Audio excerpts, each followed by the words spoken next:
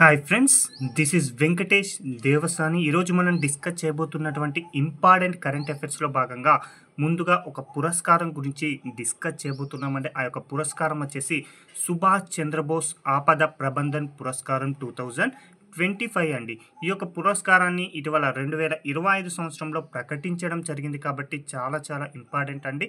ముందుగా ఈ యొక్క అవార్డు అనేది ఎందుకోసం ఇస్తారో తెలియాల్సిన అవసరం అనేది ఉండడం జరిగిందండి. అయితే ఈ యొక్క సుభాష్ చంద్రబోస్ ఆపద ప్రబంధన్ పురస్కారం అనేది విపత్తు సమయంలో ఎవరైతే సహాయం అందిస్తారో వాళ్ళకి ఈ యొక్క పురస్కారం అనేది అందించడం జరుగుతుందండి.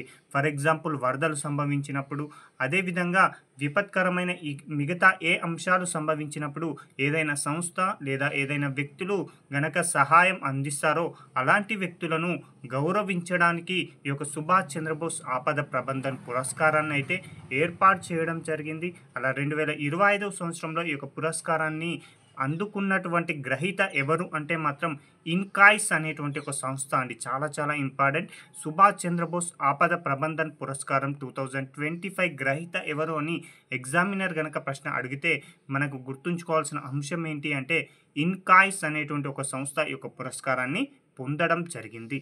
అయితే ఇన్కాయిస్ అంటే దాని యొక్క అబ్రివేషన్ కూడా తెలిసి ఉండాలండి. Indian national centre for ocean information services అండి. చాలా చాలా ఇంపార్టెంట్. మరొకసారి అబ్రివేషన్ గుర్తుంచుకోండి. Indian national centre for ocean information service అండి. ఇది ఎక్కడ ఉందని కూడా ఎగ్జామినర్ అడగడానికి అవకాశం ఉంది. ఎందుకంటే ప్రస్తుతం వార్తల్లో ఉంది కాబట్టి ఇది హైదరాబాద్లో ఉండడం జరిగిందండి.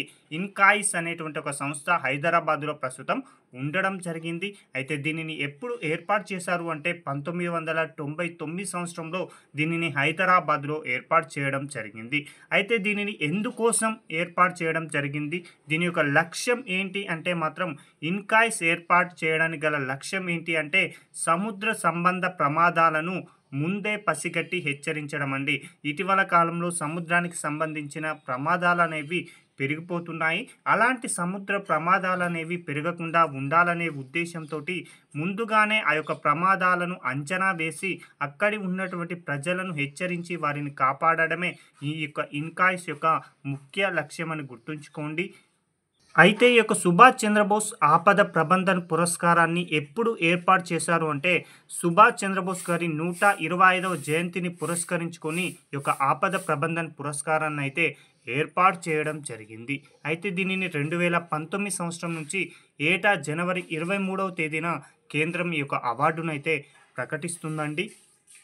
ఒకవేళ ఈ యొక్క ఆపద ప్రబంధన్ పురస్కారానికి ఎంపికైన గ్రహీతకి అంటే ఒక సంస్థ గనక ఎంపికైతే ఆ యొక్క గ్రహీతకి 51 లక్షల నగదుతో పాటు ఒక ధృవపత్రాన్ని అందించడం జరుగుతుంది. అదే ఒక వ్యక్తి ఎంపికైతే 5 లక్షలు మరియు ధృవపత్రాన్ని ఇవ్వడం జరుగుతుంది. కాబట్టి చాలా చాలా ఇంపార్టెంట్ అండి. దీనిని ఎప్పుడు ఏర్పాటు చేశారంటాడు కాబట్టి 2019 నుంచి ఇవ్వడం జరుగుతుందని గుర్తుంచుకోండి. జనవరి 3 ఏంటిదంటే సుభాష్ చంద్రబోస్ గారి యొక్క జయంతి సందర్భంగా ఈ యొక్క అవార్డును అయితే ప్రకటించడం జరుగుతుందని గుర్తుంచుకోండి. 2025 గ్రహీత ఎవరు అంటే ఇన్కాయిస్ అని గుర్తుంచుకుంటే సరిపోతుంది. ఇది ఎక్కడ ఉంది అంటే హైదరాబాద్ అని గుర్తుంచుకోండి. 51 లక్షలు ఒక సంస్థకైతే, వ్యక్తికైతే 5 లక్షల నగదు పారితోషికాన్ని అందించడం జరుగుతుంది. ఇది ఆపద సమయంలో సహాయం చేసినటువంటి సంస్థలకు లేదా వ్యక్తులకి ఈ యొక్క అవార్డు అనేది అందించడం జరుగుతుందని గుర్తుంచుకోండి. మరొక అంశం అండి, ఉమెన్ ఆఫ్ ది ఇయర్ 2025 జాబితా అండి. అయితే ఈ యొక్క జాబితాను ఇటీవల కాలంలో టైమ్స్ అనేటువంటి ఒక సంస్థ విడుదల చేయడం జరిగింది. ఈ యొక్క టైమ్స్ వారు విడుదల చేసిన ఉమెన్ ఆఫ్ ది ఇయర్ 2025 జాబితాలో భారతదేశం నుంచి ఒకే ఒక మహిళకి చోటు దక్కడం జరిగింది. ఆ యొక్క మహిళ ఎవరు అనేది మనకి ఎగ్జామ్ పాయింట్ ఆఫ్ వ్యూలో చాలా చాలా ఇంపార్టెంట్గా గుర్తుంచుకోండి. ఆ మహిళ ఎవరు అంటే పూర్ణిమాదేవి బర్మన్ అండి. పూర్ణిమాదేవి బర్మన్ గారికి ఈ యొక్క ఉమెన్ ఆఫ్ ది ఇయర్ 2025 జాబితాలో చోటు దక్కించుకోవడం జరిగింది. ఈ జాబితాను 2025 ఫిబ్రవరి 20వ తేదీన విడుదల చేయడం జరిగింది. ఈ జాబితాలో భారతీయ జీవశాస్త్ర వన్యప్రాణి సంరక్షణ అధికారిగా ఉండి అనేక రకాలుగా అటవీ పర్యావరణాన్ని కాపాడడంలో, ముఖ్యంగా పర్యావరణంపై ప్రజల్లో అవగాహన తీసుకురావడంలో పూర్ణిమాదేవి బర్మన్ గారు కీలక పాత్ర పోషించడం జరిగింది. అందుకోసమే అలాంటి మహిళను గౌరవించాలనే ఉద్దేశంతో ఇటీవల టైమ్స్ వారు విడుదల చేసినటువంటి జాబితాలో భారత్ నుంచి ఒకే ఒక మహిళగా పూర్ణిమాదేవి బర్మన్ గారు చోటు దక్కించుకోవడం చాలా వరకు గర్వించదగిన విషయమని గుర్తుంచుకుంటే సరిపోతుందండి. ఇక ఒక దినోత్సవం గురించి డిస్కస్ చేద్దామండి. ఆ యొక్క దినోత్సవం ప్రపంచ చిత్తడి నేలల దినోత్సవం లేదా మెట్ట భూముల దినోత్సవం అండి. ప్రతి సంవత్సరం కూడా ప్రపంచ చిత్తడి నేలల దినోత్సవం లేదా మెట్ట భూముల దినోత్సవాన్ని ప్రతి సంవత్సరం ఎప్పుడు నిర్వహిస్తారు అంటే ఫిబ్రవరి 2వ తేదీ అండి. చాలా చాలా ఇంపార్టెంట్. ప్రతి సంవత్సరం ఫిబ్రవరి 2వ తేదీన చిత్తడి నేలల దినోత్సవాన్ని నిర్వహించడం జరుగుతుంది. అయితే ప్రతి సంవత్సరం కూడా ఈ యొక్క దినోత్సవానికి ఒక ప్రత్యేకమైనటువంటి ఇతివృత్తాన్ని ఎంచుకోవడం జరుగుతుంది. అలా 2025 సంవత్సరంలో ప్రపంచ చిత్తడి నేలల దినోత్సవం యొక్క థీమ్ ఏంటి అని డైరెక్ట్ ఎగ్జామినర్ ప్రశ్న అడగవచ్చు. కాబట్టి protecting wetlands for our common future అండి. చాలా చాలా ఇంపార్టెంట్.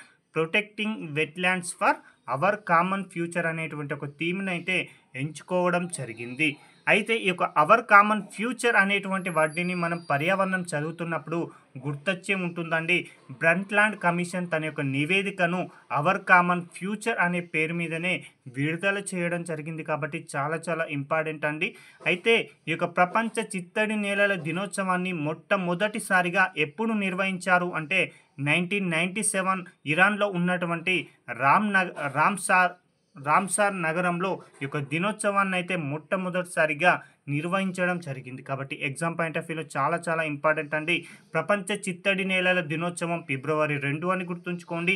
2025 దాని థీమ్ వచ్చేసి protecting wetlands for our common future అని గుర్తుంచుకోండి. మొట్టమొదటిసారిగా ఈ దినోత్సవాన్ని 1997 ఇరాన్లో ఉన్నటువంటి రామ్సార్లో నిర్వహించడం జరిగిందని గుర్తుంచుకుంటే సరిపోతుందండి. అయితే ప్రపంచ చిత్తడి నేలల గురించి ఒక ఒప్పందాన్ని కూడా కుదుర్చుకోవడం జరిగిందండి. అది ఎప్పుడు అంటే మాత్రం 1971వ సంవత్సరం అని గుర్తుంచుకోండి. అది ఎక్కడ కుదుర్చుకున్నారు ఈ యొక్క ఒప్పందం అంటే ఇరాన్ దేశంలో ఉన్నటువంటి రామ్సార్లో అని గుర్తుంచుకోండి. అందుచేతనే ఇరాన్లో ఉన్నటువంటి రామ్సార్లో ఈ యొక్క ఒప్పందాన్ని కుదుర్చుకున్నారు. కాబట్టి ఆ యొక్క ఒప్పందాన్ని రామ్సార్ ఒప్పందంగా పిలవడం జరుగుతుందండి. అయితే భారతదేశం ఈ యొక్క రామ్సార్ ఒప్పందంలో ఎప్పుడు చేరింది అంటే మాత్రం 1982లో చేరడం జరిగిందండి. ఒప్పందం ఏమో 1971లో జరిగితే భారత్ మాత్రం దాదాపుగా 11 సంవత్సరాల అనంతరం ఈ యొక్క ఒప్పందంలో చేరింది. కాబట్టి చాలా చాలా ఇంపార్టెంట్ అండి. ఇక మరొక అంశం అండి, ఇటీవల కాలంలో నూతన భారత ఆర్థిక కార్యదర్శి నియామకం అనేది జరగడం జరిగింది. కాబట్టి చాలా చాలా ఇంపార్టెంట్ అండి. గుర్తుంచుకోండి, దేశ ఆర్థిక విధానాలలో రూపొందించడంలో ఆర్థిక శాఖ కార్యదర్శి అనేటువంటి వ్యక్తి కీలక పాత్ర పోషిస్తాడు. కాబట్టి అతని యొక్క నియామకం అనేది ఇటీవల జరిగింది. కాబట్టి గుర్తుంచుకోండి, భారత ప్రభుత్వం ఇటీవల కాలంలో సీనియర్ ఐఏఎస్ అధికారిగా ఉన్నటువంటి అజయ్ సేత్ గారిని తదుపరి ఆర్థిక శాఖ కార్యదర్శిగా నియమించడం జరిగింది. అయితే ఈ యొక్క పదవి అనేది ఇటీవల కాలంలో ఖాళీ ఏర్పాటవడం జరిగిందండి. ఎందుకోసం అంటే ఇప్పటి వరకు కూడా ఆర్థిక శాఖ కార్యదర్శిగా పనిచేస్తున్నటువంటి తుహిన్కాంత్ పాండే అనేటువంటి వ్యక్తి ఇటీవల కాలంలో ఇతను సెబీ యొక్క నూతన చైర్పర్సన్గా అంటే 11వ సెబీ చైర్పర్సన్గా బాధ్యతలను స్వీకరించాడు. కాబట్టి అతని పదవి అనేది ఖాళీ ఏర్పడడంతో ఇతనిని అంటే అజయ్ సేత్ గారిని నూతన భారత ఆర్థిక కార్యదర్శిగా నియమించడం జరిగింది అని గుర్తుంచుకోండి. ఇది మనకు కరెంట్ అఫైర్స్లో ఉన్నటువంటి అంశం అండి. అయితే ఆర్థిక శాఖకు సంబంధించిన కార్యదర్శి యొక్క ముఖ్యమైన విధులు ఏంటి అనేది కూడా ఇక్కడ డిస్కస్ చేద్దామండి.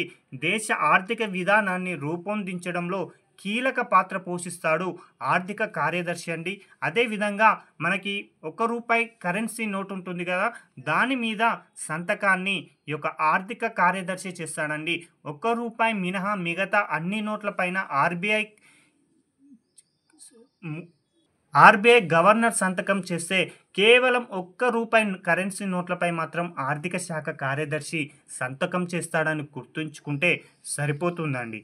అయితే నాణాల చట్టం 2011 ప్రకారం భారత ప్రభుత్వం ₹1 కరెన్సీ నోట్లు, అదేవిధంగా కనిష్ట విలువ 50 పైసలు, అదేవిధంగా గరిష్ట విలువ ₹1000 నాణాలను కూడా జారీ చేస్తుందండి. అంటే భారత ప్రభుత్వం వేరు, ఆర్బీఐ వేరు అండి.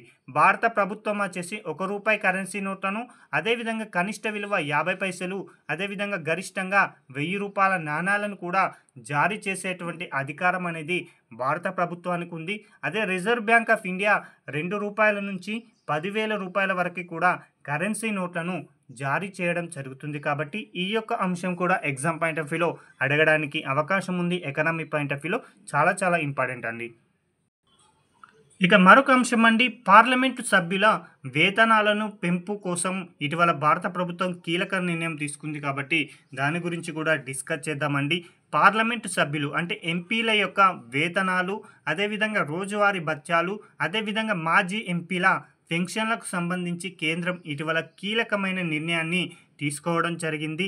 ద్రవ్యోల్బణ సూచి ఆధారంగా ఎంపీల జీతాన్ని దాదాపుగా 24% మేర సవరిస్తూ పార్లమెంటరీ వ్యవహారాల మంత్రిత్వ శాఖ ప్రకటన చేయడం జరిగింది. కాబట్టి ఎంత శాతం పెంచారని డైరెక్ట్ ప్రశ్న అడగడానికి అవకాశం ఉంది. కాబట్టి 24% అని గుర్తుంచుకుంటే సరిపోతుందండి. అయితే ఇప్పుడు ఒక ఎంపీ పొందుతున్నటువంటి ప్రస్తుత వేతనం ఎంత అంటే ₹1,00,000 అండి. ₹1,00,000 వేతన రూపంలో రావడం జరిగింది. దానిని ఇటీవల 1,24,000కి పెంపు చేయడం జరిగిందని గుర్తుంచుకోండి. ఇందులో మనం కొన్ని కీలకమైన అంశాలను మాత్రమే ఇక్కడ డిస్కస్ చేస్తున్నామండి. అదేవిధంగా ఒక ఎంపీకి నియోజకవర్గ భత్యం కింద ₹70,000 ఇస్తున్నారు. అయితే దానిని ఇటీవల 17,000 పెంచి 87,000కి పెంపు చేయడం జరిగింది. అదేవిధంగా దినసరి భత్యం అంటే ఒక ఎంపీకి ప్రతిరోజు కూడా ₹2,000 అనేవి అందించడం జరుగుతుంది. దానిని మరో 500 పెంచి 2,500కు పెంపు చేయడం జరిగింది. అదేవిధంగా మాజీ ఎంపీకి ప్రస్తుతం పెన్షన్ అనేది ₹25,000 అనేవి అందించడం జరుగుతుంది. దానిని ఇటీవల 6,000 పెంచి ఒక మాజీ ఎంపీకి పెన్షన్ అనేది ప్రస్తుతం 25,000 ఇవ్వడం జరుగుతుంది. దానిని మరొక 6,000 పెంచి ₹31,000 అనేవి అందించడం జరుగుతుంది. కాబట్టి ఈ యొక్క అంశాన్ని కూడా గుర్తుంచుకోండి. మరొక అంశం చూడండి, పార్లమెంటు సభ్యుల జీతాలు మరియు ఇతర భత్యాలు, ఎంపీల జీతం మరియు రోజువారీ భత్యాలను పార్లమెంటు సభ్యుల జీతం, భత్యాలు మరియు పెన్షన్ల చట్టం 1954 ద్వారా నియంత్రించబడతాదండి. ఓకేనా. పార్లమెంటు సభ్యుల జీతం మరియు భత్యాలు అనేవి ఆ యొక్క చట్టం 1954 ద్వారా నియంత్రించబడుతుంది. అయితే ఈ యొక్క చట్టాన్ని 2018వ సంవత్సరంలో సవరించడం జరిగింది అని గుర్తుంచుకుంటే సరిపోతుందండి. ఎంపీల జీతం మరియు వారి యొక్క రోజువారీ భత్యాలను 2023 ఏప్రిల్ 1 నుంచి కూడా ప్రతి 5 సంవత్సరాలకి ఒకసారి పెంచాలనేటువంటి ఒక నిబంధనను కూడా విధించడం జరిగింది. కాబట్టి చాలా ఇంపార్టెంట్ ఉన్నటువంటి అంశాలని ఈ యొక్క వీడియో రూపంలో మీ ముందుకు తీసుకురావడం జరిగింది. Thank you.